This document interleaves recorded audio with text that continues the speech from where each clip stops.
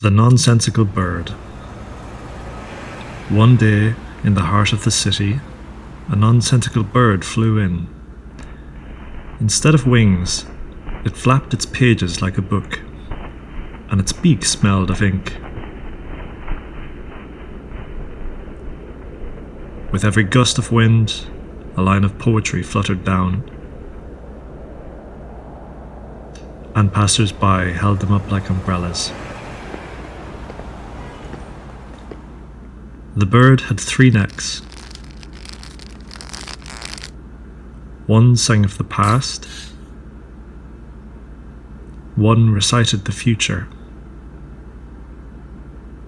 and the last one only sneezed. People murmured, "What kind of bird is that? That doesn't make any sense.